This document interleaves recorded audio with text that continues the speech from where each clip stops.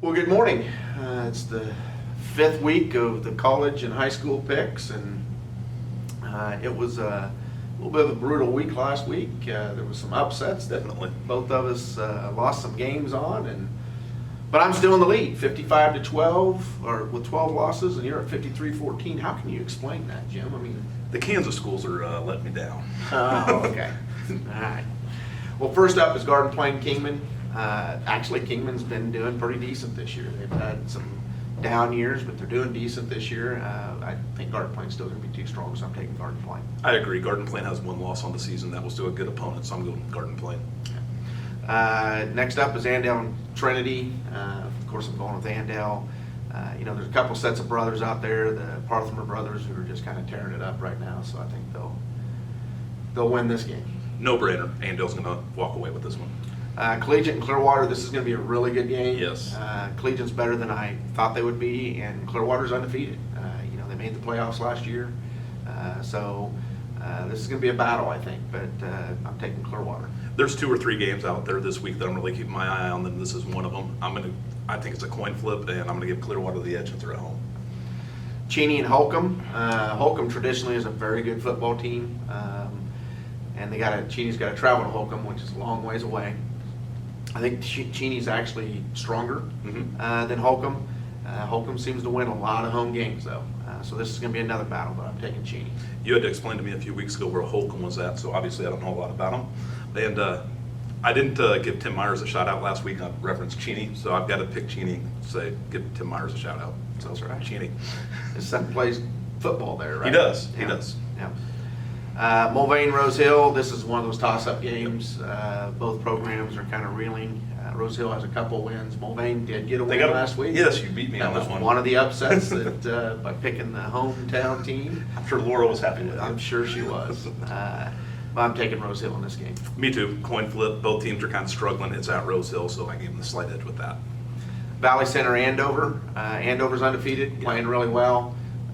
Although Valley Center pulled an upset last week. They did. Too, or at least in our picks. Yes. But I think Andover's going to win this game. Andover's strong. They've impressed me this year, and I'm going to keep riding that train. I'm going with the Trojans. Arc City, Eisenhower. Eisenhower played a really good game last week, ended up losing to their crosstown rival. But they are a strong team. I'm taking Eisenhower over Arc City. I agree. I think they're going to bounce back in this one. I'm going with Eisenhower. Cape and Garden City, what a turnaround for 1 year. Wow. Western Difference. Sharks. Yeah. Tremendous turnaround for Cape, Yes. and they're playing really well. I know it's in Garden City, but Garden City isn't of years past, and Capen is starting to look like some of the teams they've had years ago. So Agreed. I'm taking Capen. Western Sharks, what can you say about him? He did it at West. He went to Northwest, was good, went back to West a couple years ago, got them back on track, and now he's doing the same at Capen. So definitely going with Capen, the Crusaders. Next up, we got Goddard and Newton. I know Newton has lost games, but we talked about it again last week. Every game. They're in every game, and one of these games, it's going to prevail for them. And this could be the game. I agree. But I'm still going to take Goddard. I think they are stronger, but Goddard's going to have to come and want to play. One of these weeks, Newton's going to bite us, but again, same philosophy. I'm going to go with Goddard. I think the game of the week by far is the Mays South game. This is and literally before the show, Jim and I were talking, and I'm like, it's a coin flip. I got friends of mine, their kids play for Mays South. They're strong. Mays is strong. Mays has the edge in the crosstown rival. I hate to do it, but I'm taking Mays because I got to win some games here against Joe.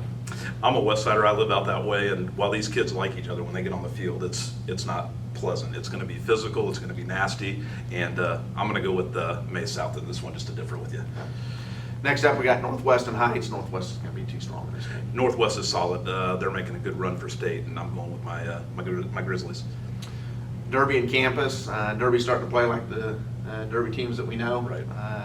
Campus was strong last year. I really haven't followed them much this year, but I think Derby is going to take Campus on this one. Most teams would like to have an off year like Derby's having this year. This would be a great season for most teams. It's a little off for Derby, but they're still better than 95% of the teams out there, so I'm going with Derby. Next up is North and West. You really want to root for the North kids to win a game, but I don't see it this week against West. North took a pretty bad loss against Northwest last week, but I follow Northwest, and North's freshman and JV teams actually competed well against Northwest. So hopefully in the future, they're building up towards something special. But in this one, I'm going to go with West. Last game is Southeast and East. East is playing really well. East is good. And so I think they're going to give Northwest a little bit of a run for the money this year in the City League. So I'm taking East. I'm looking forward to that Northwest East game. It's probably going to be the best City League game on the slate. And so I'm definitely going with East in this one. Okay. Next, we have our college picks. You want to start them off? Yeah, this first game, I guess you could label it the Disappointment Bowl. Both these teams have underperformed. They're stacked with 4 stars and 5 stars, but Oklahoma and Texas, I'll go Boomer Sooner. Well, The flagship teams of the Big 12.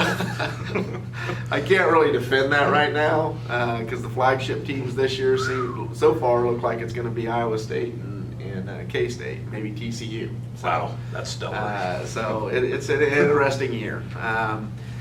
Texas and Oklahoma. Well, I guess if you're wanting to see a lot of offense, you're going to get it in this game. If you don't like defense and watching defense, then watch this game because there won't be any defense. So this is a coin flip. I guess whoever has the ball last that can score will win the game.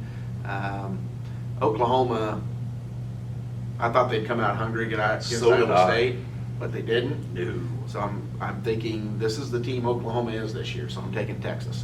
And this is why the Big 12 gets mocked nationally. Yeah, they don't draw a lot of attention right now. It's Negative attention. Yeah, and they're not very sabraeus, which is a word that I was challenged to use, Wow. which I can't even pronounce it correctly, but I got it in. It means to be attracted to. I went to 259 and that was not taught to me at USD 259. I hope next week the particular word that I got to use is a lot simpler than that to mix Wow. into a sentence. But hey, I got it done. Impressive. Yeah. Where'd you get that from? I don't know where they got it from. Yeah, we're gonna challenge you with a word. We'll add that to the show, the word of the word of the week. Yeah. I slid in unicorns and rainbows last week. That was the word last week. But this one here was difficult. Nice. Next up is Texas Tech, Iowa State. Iowa State, after losing that one game against Tulsa, but Tulsa's been winning. No, it wasn't Tulsa. It was who'd they lose to? I don't remember who. It was in the same conference as Arkansas State, who Yeah. K-State lost to. Yeah. Somebody at Louisiana, I believe. Yeah, that's right. And so after that loss, they've come out and played pretty good football. They have. So I'm taking Iowa State. I know I do this every week, but if you watch that Oklahoma-Iowa State game, Brees Hall was the best player on the field, and that's saying something when a kid from Wichita, Kansas is the best player on the field in a Big 12 football game, including Oklahoma. That kid, he's definitely going to play on Sundays, and I'm riding that Iowa State train because of Matt Campbell and him, so let's go Cyclones. Last game is K-State TCU. This is a toss-up game. TCU is performing a lot better than I expected. K-State is playing better. I haven't looked at the injury report. I think Skylar Thompson got hurt. It looked pretty serious, to be honest with you, but the freshman quarterback came in. He's a big kid. I think that hopefully he can perform like he did last week, and I'm picking K-State. The Battle of Purple. I think we discussed this a few years We ago. did. Not a lot of teams that wear purple do real good in sports. Well, you brought that up last time, and I couldn't think of anybody, but the Ravens have won. The Vikings have never won a Super Bowl, but they make the playoffs. There's a few teams in purple that win. Occasionally. Yeah. Ravens just got handed to by the Chiefs. True. But, you look at all the teams, and hey, they're making a fashion statement. True. They're being different because everybody wears red. So no one can distinguish the fact that if you wear red, that means you're a really good sports program. I.e. Nebraska, because they're not a very good sports program. When they play Ohio State, both those teams will be wearing red. Yeah. 2 of the 5 most wins in the history of college football. Well, the last time, 2 years ago, I think it was, I sported Ohio State stuff. You did. You look good. Yeah, and they won. Barely. And I do not like Ohio State. I don't think anybody likes Ohio State. That tells you how much I think of Nebraska. So. I know. It hurts a little bit, man. Yeah. So, Oh, but I guess I got to make my pick. yes. There's no way I'm picking K-State. I'm going to go with the Horned Frogs. I think they do this or something, so go Horned Frogs. That was pretty manly. So when does the Big Ten schedule actually start? I want to say Nebraska plays Ohio State on the 26th or something like that. Okay. So how many games are they playing? Don't hold me to this. I want to say 8. That might be, and Nebraska, like I said, for speaking of, they've got a nice schedule. They've got Ohio State, Wisconsin, Penn State. So they'll be 0-8. No, let's hope not. It's going to be tough though. So Yes, the Big Ten wasn't happy with them voicing their displeasure, and their schedule reflects that. must have. I guess that's why sometimes you got to play the game. So, well, again, it's supposed to be really nice weather Friday. Get out, enjoy the high school football games, cheer on all the kids that participate in all the different sports and band and dance and cheerleading, and have a great night.